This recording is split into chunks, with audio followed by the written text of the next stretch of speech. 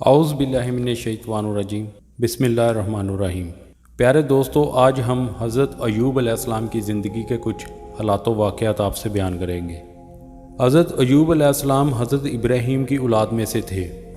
آپ علیہ السلام کا شمار بھی ان مشہور انبیاء میں ہوتا ہے جنہوں نے تکلیف پہنچنے پر بڑے صبر کا مظاہرہ کیا۔ پیارے دوستو، اللہ رب العزت نے حضرت ایوب علیہ السلام کو خوب مال، دولت، شان اور شوکت، اولاد سے نواز کر آزمایا۔ آپ علیہ السلام اس آزمائش پہ پورے اترے۔ اللہ رب العزت نے آپ علیہ السلام کا ذکر قرآن مجید میں 4 مقامات پر فرمایا۔ اللہ سبحانہ تعالیٰ قرآن پاک میں فرماتا ہے، اور ان ابراہیم کی اولاد میں سے داؤد، سلیمان، ایوب، یوسف، موسیٰ اور ہارون علیہ السلام کو بھی ہدایت دی تھی۔ سورہ الانعام آیت نمبر 84۔ حضرت ایوب علیہ السلام جب جوان ہوئے تو آپ علیہ السلام کی شادی محترمہ رحمت بن افراسیم سے ہوئی۔ اللہ رب العزت نے آپ علیہ السلام کو ان میں سے اولاد کی نعمت سے سرفراز فرمایا۔ آپ علیہ السلام انتہائی نیک اور اللہ کا ذکر کرنے والے اور بڑے ہی صابر اور شاکر بندے تھے۔ اللہ تعالیٰ نے آپ علیہ السلام کو لوگوں کی رہنمائی کے لیے نبوت سے سرفراز فرمایا۔ حضرت ایوب علیہ السلام کو اللہ رب العزت نے خوب مال، دولت اور اولاد سے نوازا تھا۔ ان نعمتوں کے ملنے پر آپ علیہ السلام اللہ کا بہت شکر ادا کیا کرتے تھے۔ اللہ تعالیٰ نے آپ علیہ السلام کو مصائب میں مبتلا کر کے آزمایا۔ آپ علیہ السلام کی ساری دولت جاتی رہی اور اولاد بھی فوت ہوگی اور گھر بار بھی ویران ہو گیا، لیکن اس کے باوجود بھی آپ علیہ السلام اللہ تعالیٰ کی رضا کے لیے صبر سے کام لیتے رہے اور کبھی شکوہ نہیں کیا۔ آزمائش کی مدت طویل ہوتی گئی، یہاں تک کہ دوست احباب بھی ساتھ چھوڑ گئے اور آپ علیہ السلام سے دور رہنے لگے۔ صرف آپ علیہ السلام کی زوجہ محترمہ آپ کے ساتھ رہی۔ وہ آپ علیہ السلام کی ضروریات کو پورا فرماتی اور آپ علیہ السلام کی وفادار بیوی اجرت پر دوسروں کے کام کر کے آپ علیہ السلام کے لیے کھانے پینے کا بندوبست کیا کرتی تھی۔ اسی آزمائش میں 18 سال گزر گئے۔ پیارے دوستو، حدیث مبارکہ میں آتا ہے، سب سے سخت آزمائش انبیاء کرام پر، پھر لوگوں میں سے سب سے زیادہ نیک لوگوں پر، اس کے بعد جو ان سے کم درجے پر ہوں ان پر آتی ہے۔ انسان پر اس کے دین اور ایمان کے مطابق آزمائش آتی ہے۔ اگر وہ دین میں مضبوط ہو تو اس پہ آزمائش بھی سخت آتی ہے۔ پیارے دوستو، حضرت ایوب علیہ السلام اللہ تعالیٰ کی طرف سے آزمائش پر صبر اور استقامت کا مظاہرہ کرتے رہے، یہاں تک کہ آپ علیہ السلام پر آنے والے مصائب اور بیماریاں جب بہت زیادہ بڑھ گئی تو آپ علیہ السلام نے اللہ رب العزت کے حضور صحت کے لیے دعا مانگی۔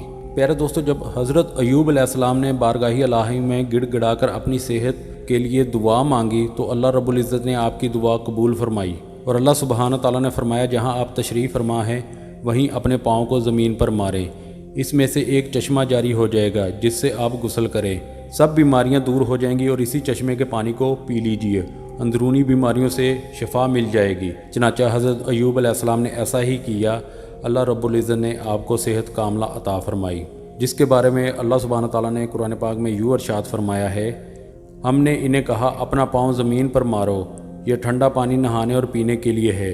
سورہ 7 آیت نمبر 42۔ پیارے دوستو، حدیث مبارکہ میں آتا ہے، حضرت ایوب علیہ السلام صحت ملنے کے بعد ایک مرتبہ غسل فرما رہے تھے، اتنے میں سونے کی ٹڈیوں کا ایک جھنڈ آپ علیہ السلام پر آ گرا۔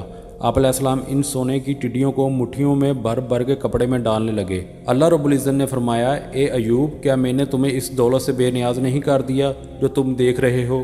حضرت ایوب علیہ السلام نے عرض کیا، جی ہاں اے میرے رب، لیکن میں آپ کی رحمت اور برکت سے مستغنی نہیں ہو سکتا۔ حضرت ایوب علیہ السلام نے سخت بیماری کی حالت میں اللہ رب العزت کی عبادت میں کمی نہیں کی اور مصائب اور بیماری پر بڑے صبر کا مظاہرہ کیا۔ اللہ رب العزت نے آپ علیہ السلام کے صبر کرنے کی خوب تعریف فرمائی اور آپ علیہ السلام کے تمام مصائب دور فرما دیے۔ اس کے ساتھ ساتھ آپ علیہ السلام کو خاندان، مال اور دولت سے بھی نوازا اور حضرت ایوب علیہ السلام کا واقعہ بعد میں آنے والوں کے لیے نصیحت بنا دیا۔ اللہ سبحانہ تعالیٰ قرآن پاک میں فرماتا ہے، بے شک ہم نے ایوب کو صبر کرنے والا پایا، وہ بہت ہی نیک بندے اور اپنے رب کی طرف خوب رجوع کرنے والے تھے۔ سورہ 7 آیت نمبر 44۔ پیارے دوستو، حضرت ایوب علیہ السلام کی بیوی آپ کی بیماری کی حالت میں آپ کے ساتھ رہی اور وہ آپ کی خدمت کرتی رہی۔ آپ علیہ السلام کی بیوی آپ کی صحت کی شدید خواہشمند تھی اور ہر وقت بیماری سے شفا کی تلاش میں رہتی۔ ایک دن شیطان نے ان کی کمزوری کا فائدہ اٹھا کر انہیں شفا کا ایک شرکیہ عمل بتایا۔ انہوں نے آ کر آپ علیہ السلام کو وہ عمل بتایا جس پر آپ علیہ السلام غصہ ہو کر کہا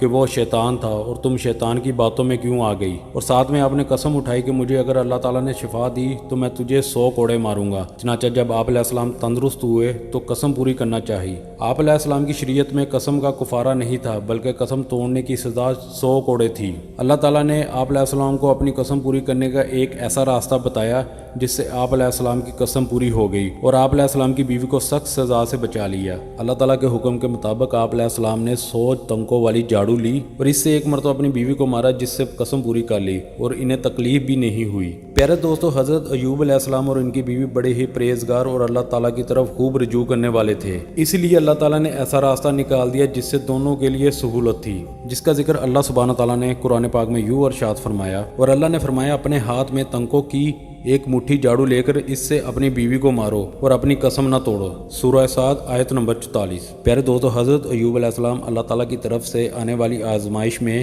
کامیابی کے بعد دین ابراہیم پر قائم رہے۔ آپ علیہ السلام 93 سال کی عمر میں دنیا فانی سے رخصت ہو گئے۔ آپ علیہ السلام نے اپنی وفات سے پہلے اپنے بیٹے حمل اور ان کے بعد بشر کو اپنا جانشین مقرر کیا۔ پیارے دوستو، یہ تھی ہماری آج کی ویڈیو۔ امید کرتا ہوں آپ کو پسند آئی ہوگی۔ انشاءاللہ ملیں گے نیکسٹ ویڈیو میں، تب تک کے لیے اجازت دیجیے۔ اللہ حافظ۔